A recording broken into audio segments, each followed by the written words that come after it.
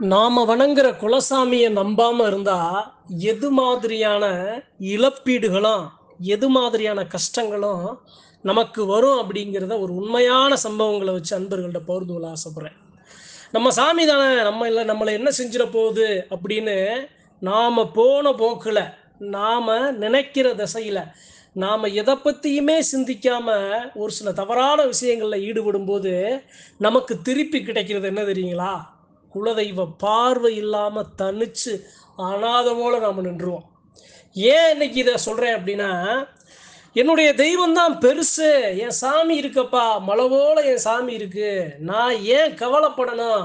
என்ன நடந்தாலும் என் தெய்வம் வரும்னு நிக்கிற சனங்களுக்கு மத்தியில, இந்த சாமிய இந்த சாமி வேற பக்கம் மாறுனாலும், அந்த சாமிய நாம மறுபடியும் நம்ம பக்கம் திருப்பணும் அப்படிங்கிற ஒரு சில செயல், செய்யக்கூடாத செயல செய்யும்போது, அந்த தெய்வத்தோட மேனியும் அந்த இடத்துல காயப்படும். இந்த பதிவு நல்ல மக்களுக்கு எப்படி சொல்றது அப்படின்னா, தெய்வத்த அளவுக்கு அதிகமா நேசிக்கிற பெருமக்களுக்கு இல்ல. தெய்வத்தோட வலிமை தெரியாம, தெய்வத்தோட சக்தி தெரியாம, தெய்வத்தோட விளையாடுற ஒரு சில மக்களுக்கு தான். ஒரே ஒரு விஷயம் தாங்க. குலதெய்வத்தோட சாபம்னு கேள்விப்பட்டிருப்பீங்க. அது யாருக்கு வரும் தெரியுமா? தன்னை மதிக்கலாட்டினாலும், தன்னை வணங்கலாட்டினாலும் தெய்வம் ஒண்ணும் பண்ணிறாதுங்க. ஆனா, தன்னை காயப்படுத்துறாங்க பாருங்க. அது எப்படிங்க குலசாமி எப்படிங்க காயப்படும்? தெய்வத்த யாராவது காயப்படுத்த முடியுமா? அப்படின்னு நீங்க கேட்கலாம். தெய்வம் எப்போ தெரியுமா காயப்படும்? எப்படி சொல்றது அப்படின்னா, தெய்வத்த இருகரம் கூப்பி அழைக்கும்போது, அதே சமயம் இருகரம் கூப்பி நாம கட்டி அணைக்கிறதுக்கும், கயத்த கட்டி வம்பா இழுத்து நாம கட்டி பிடிக்கிறதுக்கு வித்தியாசம் இருக்கு பார்த்தீங்களா? தீய செயல்கள் வழியாக, தீய வினை நமக்கு தெரியாதுங்க. நமக்கு தெரியாது. நம்ம சாமிய நம்ம நல்ல ஒரு விதத்துல நினைச்சாலும், சத்தியமான வழியில போகாம தீய வழியில நாம போய் நம்ம தெய்வத்துக்காக எந்த ஒரு செயல் செஞ்சாலும், தெய்வத்த ரணப்படுத்தும், தெய்வத்த காயப்படுத்தும். அப்ப அந்த இடத்துல குலதெய்வத்தோட சாபத்துக்கு நாம உள்ளாவோம். சரிங்க, அப்படியே செஞ்சுட்டோம்.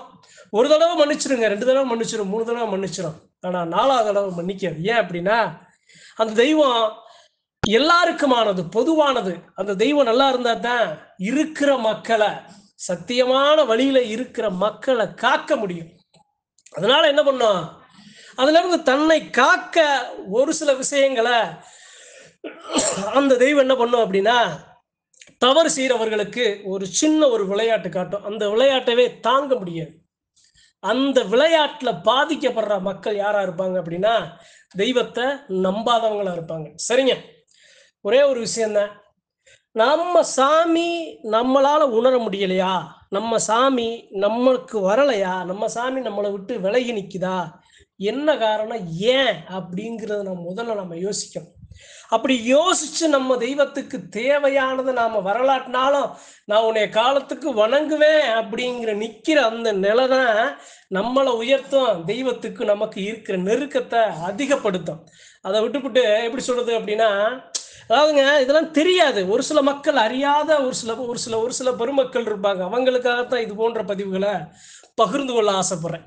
எப்படி அப்படின்னா, இந்த தெய்வத்த இப்ப எப்படி சொல்றது அப்படின்னா, எந்த இடத்துல பிரச்சனைகள் அதிகமாக உருவாகும் அப்படின்னா, சாமி யார் மேல வருது? சாமி யார் ஆடுறா? சாமி எப்படி ஆடலாம்? அப்படிங்கிற அந்த ஒரு நிலை தான், இது போன்ற விஷயங்கள பிரச்சனைகள உருவாக்குற ஆரம்ப புள்ளியா அந்த இடத்துல உருவாகுது. இப்ப அந்த இடத்துல சாமி யாருமே ஆடலாட்டினாலும், சாமிய நாம போய் கும்பிட்டு வர்ற வரைக்கும் யாருக்கும் எந்த தொந்தரவு, எந்த ஒரு பிரச்சனையும் இல்ல. தெய்வத்துக்கே எந்த ஒரு காயப்படுத்தாது. மனதளவுல அது அழகா எல்லாருமே அழகா இருப்பாங்க. ஆனா, மனுஷன் மேல சாமி வரும்போது தான் அந்த இடத்துல தவறான கணக்கீடுகளும், தவறான புரிதல்களும், தவறான செயல்பாடுகளும், தீய வழிகள்ல நாம இறங்கும்போது தான் அந்த இடத்துல தெய்வத்தோட கோபக்குறிக்கு நம்ம ஆளாயிருவோம்.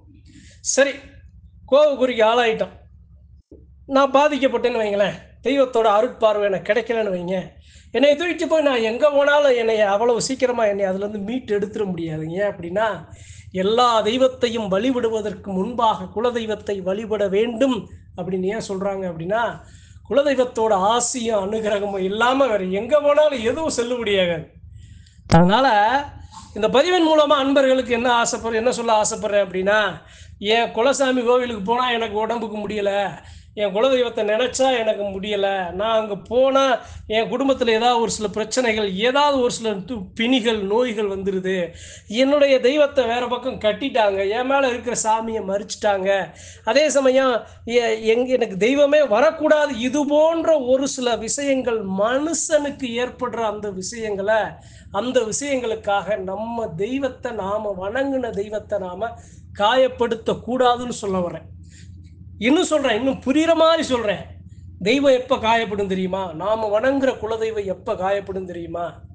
நம்ம சாமி நாம மதிக்காம மற்ற இடங்கள்ல போகும்போது, ஒரு சில தீய வழி மாந்திரீக, தாந்திரீகங்கள் இருக்குல்ல, அது வந்து நாம வணங்குற தெய்வத்த கஷ்டப்படுத்தும், காயப்படுத்தும். அது மட்டும் இல்லாம, அந்த தெய்வம் காத்து நிற்கிற சத்தியமான பெருமக்களுக்கு நாம ஒரு சில இடையூறுகள, கஷ்டங்கள, ஒரு சில பில்லி, சூனியம், செய்வினை, ஏவல் அது போன்ற செயல்கள் செய்யும்போது, அவர்கள் படும் வலியை அந்த தெய்வம் சத்தியமான மக்கள் படுற வலிய அந்த தெய்வம் ஏத்துக்கிறோம். அந்த தெய்வம் அந்த இடத்துல கஷ்டப்படும், ரணப்படும், வேதனைப்படும்.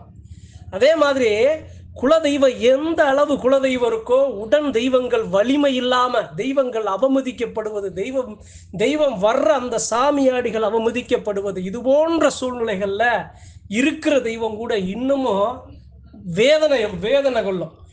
அதாவதுங்க, நம்ம மனுஷனுக்குள்ள நீ நல்லா இல்லாட்டினாலும் நான் நல்லா இருப்பேங்கிறது மனிதனோட நிலைங்க. தெய்வம் அப்படி இருக்காது.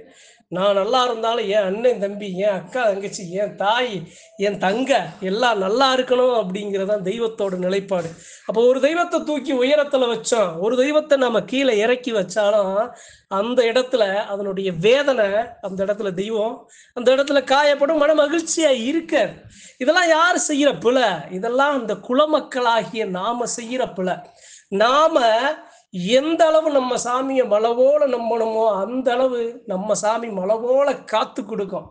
அதனால அறிவோம் அன்பர்கள் யார் எந்த தவறு செஞ்சாலும், அறிவோம் அன்பர்களுக்கு உரிமையோட சொல்றேன்.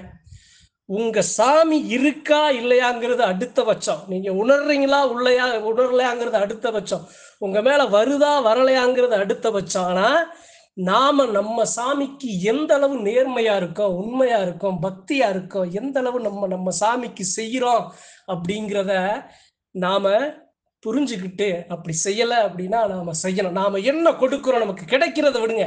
நம்ம சாமிக்கு நம்ம என்ன கொடுத்தோம், என்ன செஞ்சோம் அப்படிங்கிறதுல அதிகமா நாம கவனம் செலுத்தணும் அப்படின்னா, நம்மளை பத்தி இல்ல, நம்ம சுற்றி இருக்கிற எல்லா பிரச்சனைகளையும் நம்ம சாமி, நாம வணங்குற குலதெய்வம் பார்த்துக்கிறோம்.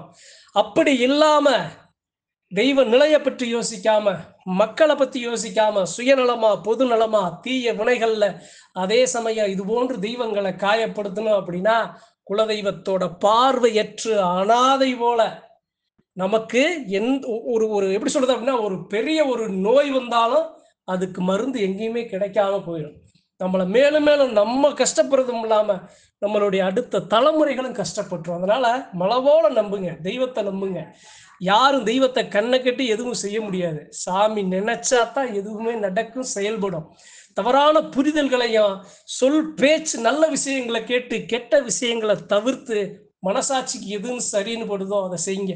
தெய்வம் யாரு மேல வந்தாலும், உண்மையான எதிரியா இருந்தாலும் அவங்களுக்கு மரியாதையை செலுத்தி அந்த தெய்வத்துக்கு நாம எப்படி நம்மளால முடிஞ்சதை செய்யறோங்கிற ஒரு நிலைப்பாடு தான் தெய்வத்தோட அருட்பார்வை நமக்கு அதிகமா கிடைக்க செய்யும்னு இந்த பதிவின் மூலியமா அன்பர்களுக்கு பகிர்ந்து கொள்ள ஆசைப்படுறேன்.